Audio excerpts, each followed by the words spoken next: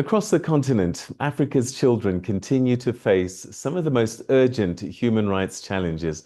This from child labor and informal mining to exploitation in supply chains, toxic pollution, and a lack of access to basic health and education.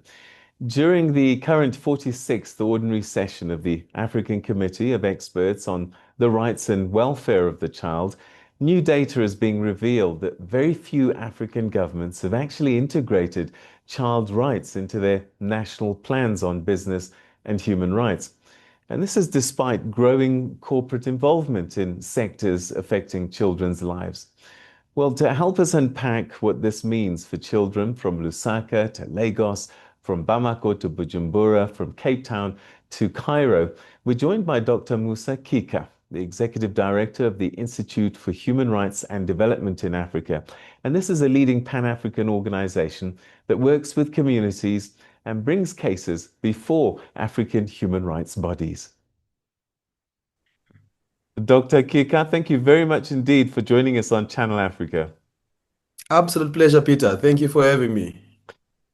This all-important summit conference that's currently underway in Maseru, what have been the highlights so far? I know that you still have quite a lot of deliberations to go. Absolutely. So the African Committee of Experts on the Rights and Welfare of the Child is having its 46th ordinary session here in Maseru. The committee meets twice every year, and this is the 46th meeting. The committee is the continent's premium children's body, an organ of the African Union created under the African Children's Charter. And this year is particularly special in the sense that the committee is marking the 35th anniversary of the Charter. So much of the deliberations here have been to do with stock taking on where we are in achieving some of the milestones in child protection on the continent. So there is a two-day symposium on that.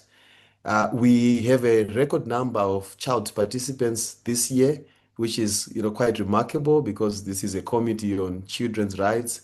We have had, before the main deliberation started, CSOs, NGOs from across the continent meeting to deliberate and put issues on the agenda of the committee.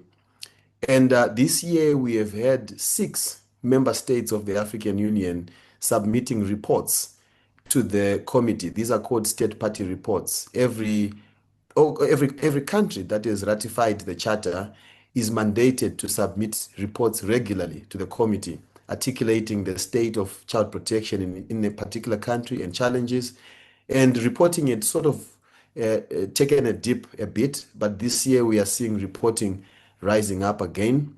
We also have seen the election of a new bureau just a few days ago. There's a new leadership panel that was elected for the Children's Committee. So we have a new chairperson and we have a new deputy chairperson.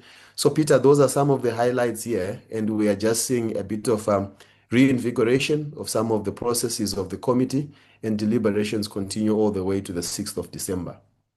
You've highlighted that only 5 African countries have national action plans, and only one, Ghana, actually properly includes child rights. What does this tell us about maybe political will in terms of protecting children? Or is it just a lack of knowledge, maybe?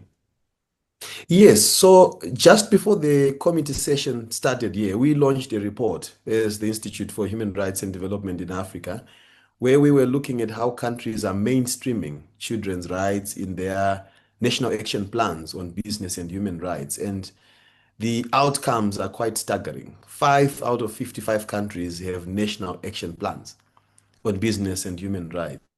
And of those, really only Ghana has made meaningful inclusion of children's rights issues.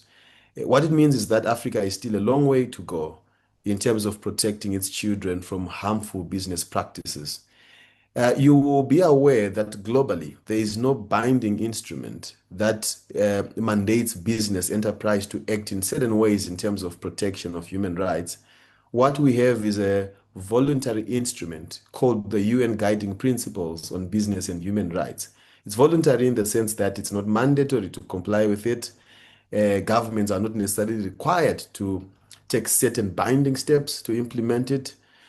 So national action plans are a way of government capturing in a systematic way how they are going to address human rights compliance in business practice. So we have 50 countries that are yet to do these national action plans. And the reality is that we are still reeling as a continent from exploitation of our people and our natural environments in the course of business enterprise. Government is seen perhaps as the primary caregiver in terms of protecting our children. But businesses too, I guess, shoulder some responsibility. What should our African businesses be doing better? And also, how do we hold them accountable? Well, to start off, they are the ones that must be complying with the laws of the lands in which they are operating.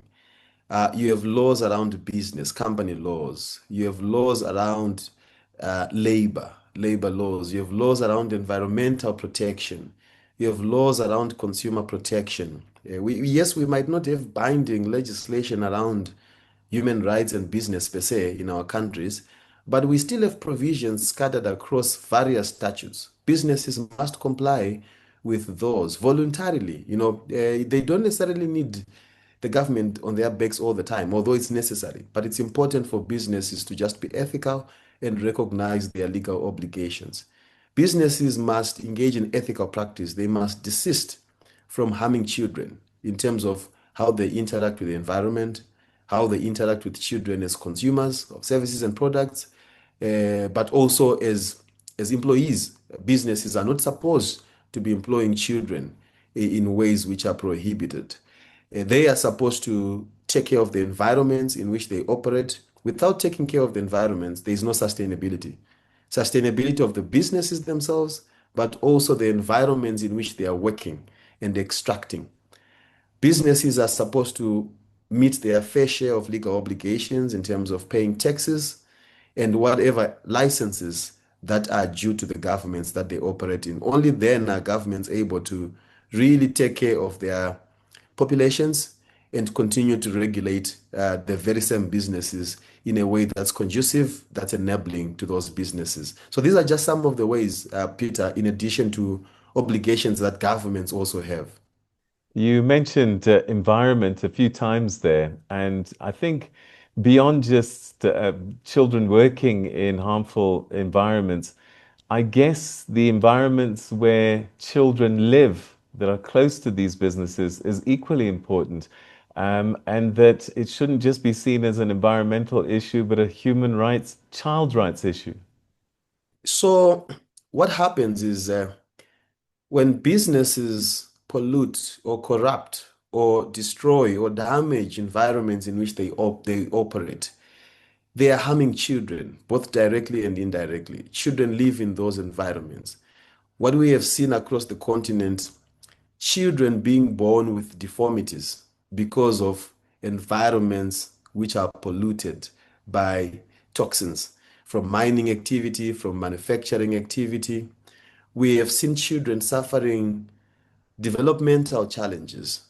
We were recently in Kabwe in Zambia, a small mining town in the northern parts of Zambia, where over a century of mining lead, manganese, and zinc has gained that area the notorious title of being one of the most polluted towns in the world.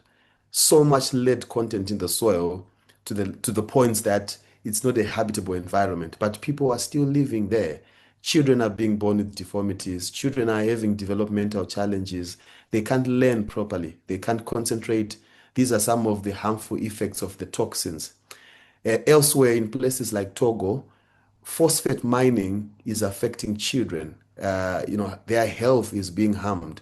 Places like Ghana, there is quite a pandemic there of illegal gold panning, and water bodies are being polluted. Entire communities are being left without safe drinking water, including children. Open pits are being left in ways that harm children. And even, formal established businesses are sometimes operating in this dangerous manner without regard to the environment. So it's not just an environmental issue, it's a children's rights issue. So after this particular session, what will be IHRDA's Pan-African priorities going forward? Are there any upcoming litigation or advocacy actions that you think maybe could set a precedent for children's rights across the continent?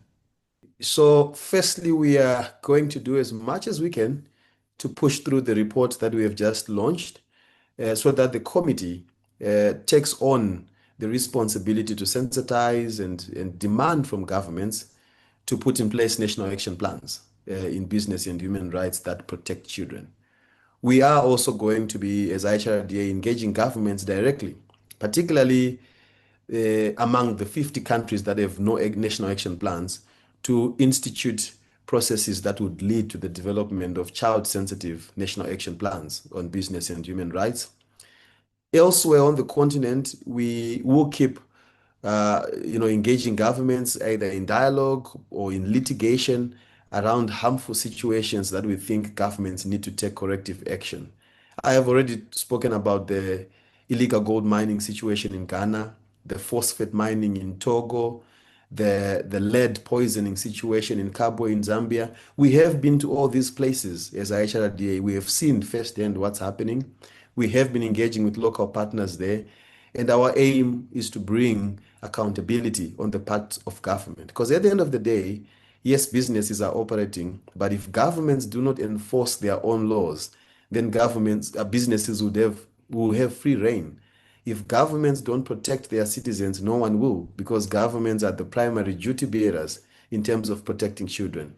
So these are going to be some of our advocacy action points. We will come to the committee itself with cases. We have so far done about 10 communications or cases that we have brought to the Children's Committee litigating against African governments where there are children's rights infractions, and we are going to continue on that path.